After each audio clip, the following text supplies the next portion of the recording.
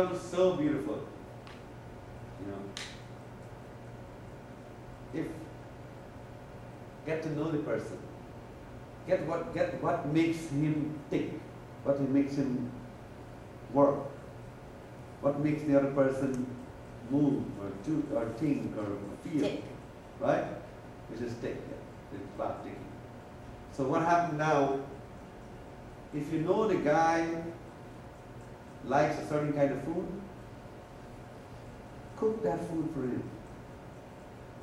You know, for smart women will do that. If you know he likes a certain type of drink, get it from him. You know, don't let him become a drunkard. But the idea is that you have to learn this.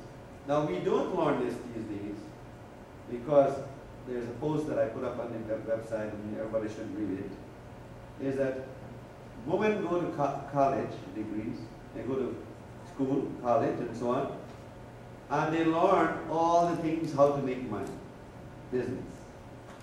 They learn how to own real estate, they learn by finance, they learn everything.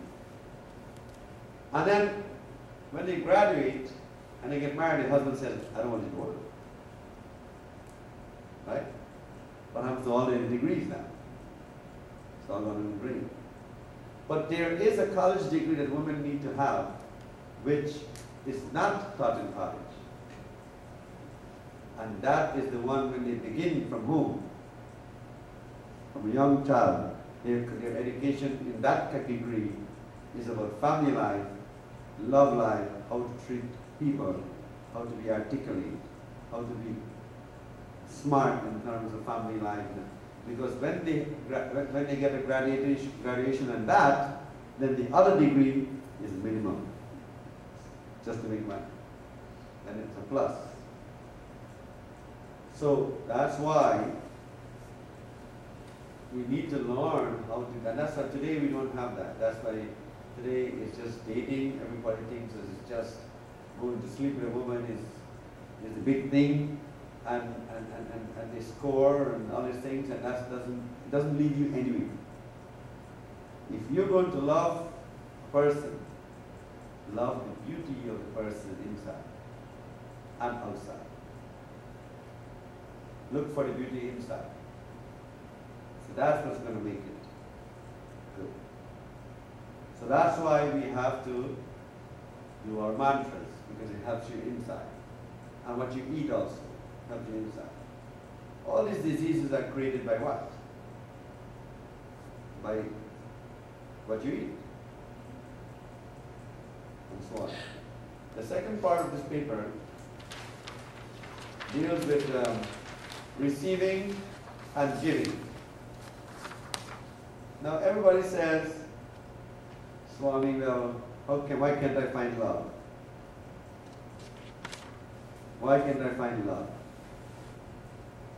And if you look at some of these wonderful love stories on TV and all these things, and then you see, you know, it's not the real thing. You know, it's an illusion. You find love by serving others. Because when you serve others, one day you will meet that person while you're serving. And that's how you find love. And so on. It says here, for our mind to be calm, you have to connect with the universe. Because when we think that the guy is behaving bad because he's bad, he's not bad really. It's because of all the karmas that are surrounding him. So you find a person, for example, like I was saying, why you meet the number 6 be the number 6, or number 6 be the number 5, or something like that. It's because of the karmas. So that's controlled by the energy all around us.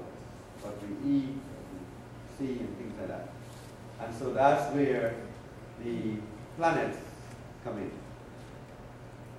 So it's good to meditate on the planets. Every Saturday, one should meditate on the planets. It's good to meditate in the sun when you want status in your life. It's good to meditate in the moon when you want a stable mind. It's good to meditate on Saturn when you want to preserve your wealth. It's good to meditate on Jupiter when you want a new car or a new house, things like that. So all different planets have different influences for us. So, you know, when we lose money or we gain money is because of these influences. That's why the life code helps to tell you which day to do this and what day to do. An interesting question here was, why am I having a problem with my car? And that's an interesting delusion, isn't it? Why are you having a problem with a car? So the guy who came to see me was having a lot of problems with the car. He said every week his car breaks down, he can't go to work. And what happens now is that he has to repair the car every weekend because the car breaks down, and therefore he spends a lot of money in his car. And he wants to know, says, Swami, how can you save me? How can I stop this problem? And so I give him the Kali Durga to play the car. And so he's playing the Kali Durga. And then 2 weeks later he called me, telling me he's on the road and he was playing the Kali Durga and he had an accident. So I said, are you okay? He said, okay. Yes. I said, I hold the car. He said, the car is total. I said, okay, now your problem is solved, right? You're going to get a new car, right? He said, yes. You have insurance? Yes. So you're going to get a new car now. So his problem is solved. Tell me what was his delusion? What was his delusion? He don't want to give up the car. He don't want to give up the car. He don't want to give up the car. Did you see that delusion? He came to me, he has all his problems with the car, all he has to do is give up the car and get another car, but he will not, he's holding on to the car. Attachment. He's so attached, he's deluded by the car. Oh, you know, he doesn't want to give up. But a car is such a problem. But we do the same thing in our life.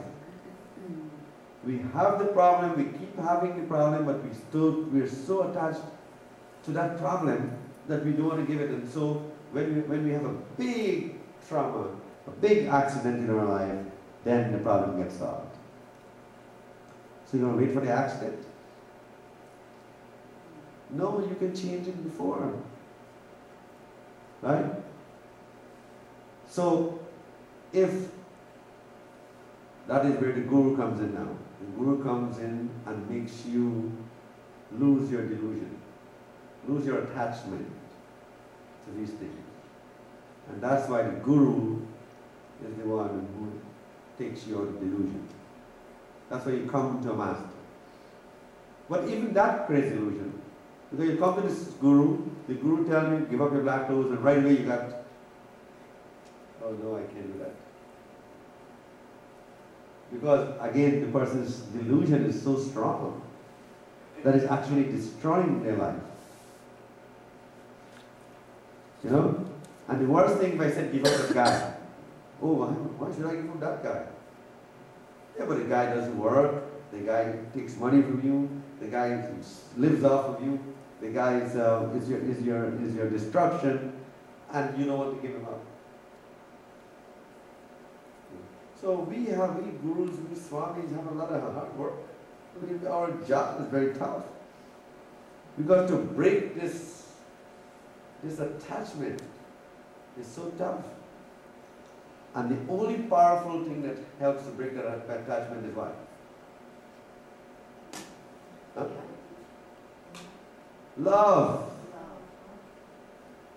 Can't believe my devotees over here. Love. What happened to love? It is the love between me and you that will break the attachment.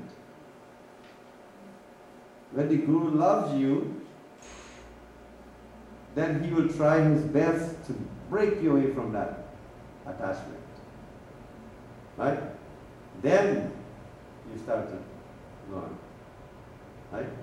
Because he knows you more than anybody else. In the age of smartphones, in the age of iPads, in the age of internet, in the age of television, in the age of DVD and CD and so on, how does one person get bored?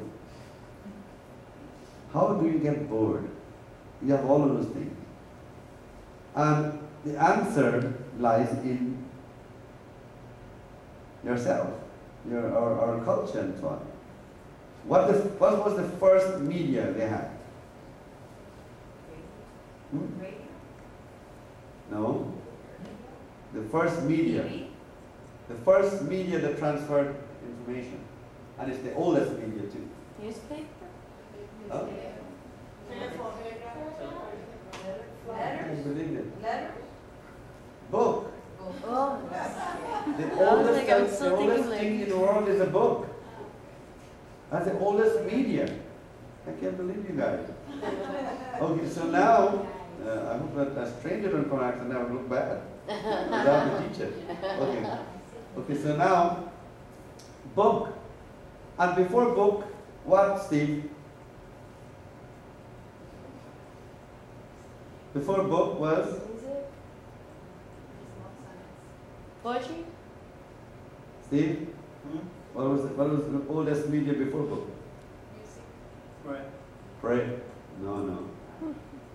The prayer come from that, which is the poet. I can't believe he doesn't know that. And he's the poet. The poet was the oldest form of medium because the poet is the one who created the prayer. Right, lyrics. He creates the lyrics that creates the prayer, that creates the book, which is how the Ramayana came and so on. So now, before television, before CDs, and before internet and smartphones and so on, what was our best enjoyment? The oldest medium.